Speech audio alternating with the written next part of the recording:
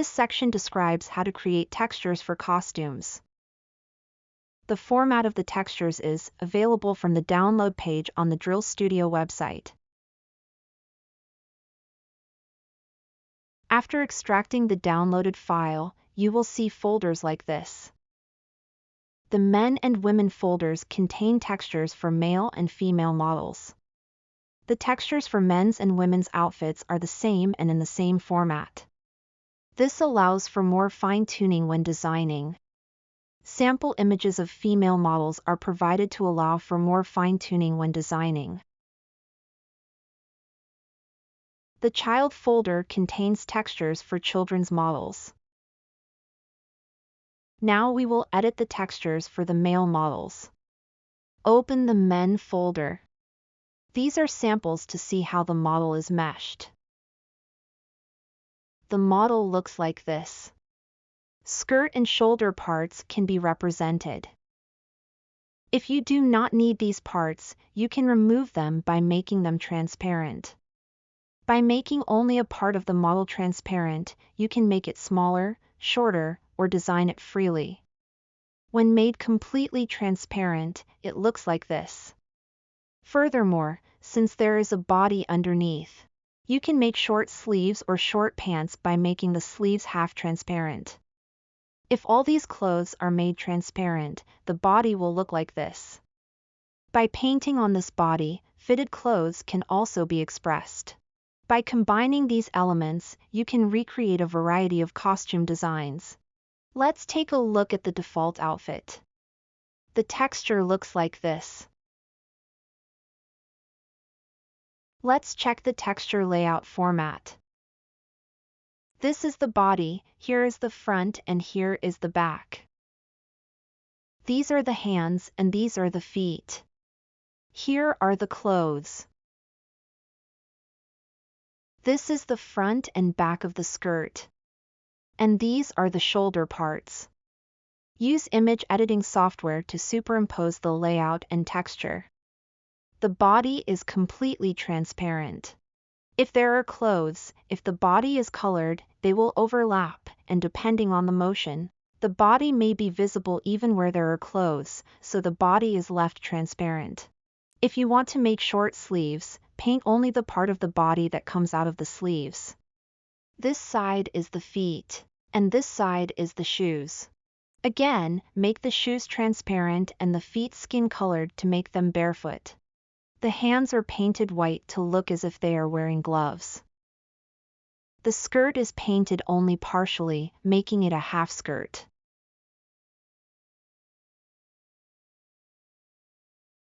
Shoulder parts are also made a little smaller by making some of them transparent. This texture is the main sample, though, so it is designed to fit the parts. The parts outside of this pattern will be ignored, so you can just fill them in like this. If you fill it too close to the edge, it may open up a gap, so be sure to fill it in a little overhang. Now, I will explain with reference to the texture created based on the actual design. The design used for this project is based on the Windbird Marching Band uniform design. See the overview section for details.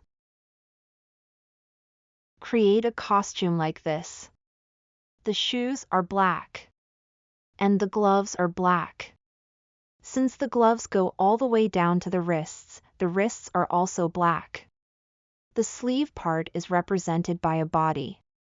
One half is white and one half is short-sleeved, so half of the body should be skin-colored. The positioning of this part is fine-tuned by attaching it to the actual model and checking it.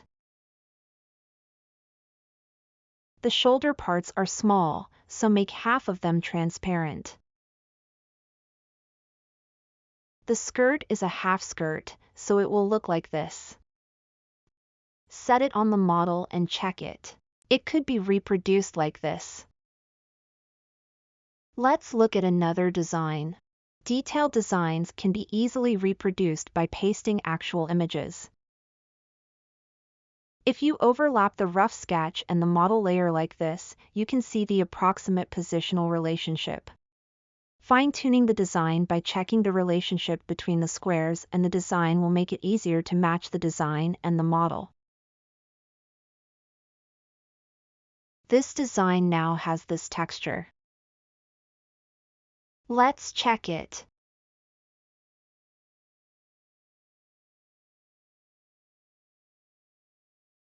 In addition, let's look at another design. The upper body is fitted to the body, so we paint on the body. Pants are roomy, so paint on the upper garment. The shadows of the skirt and the golden gradient should be represented in the texture to make it more realistic.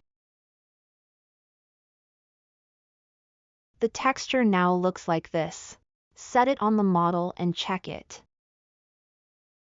The skirt is actually flat, but the shadows have been added to reproduce the atmosphere of the fabric. Texture samples are also provided for each hat.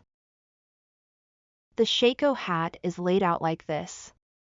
This is the front side.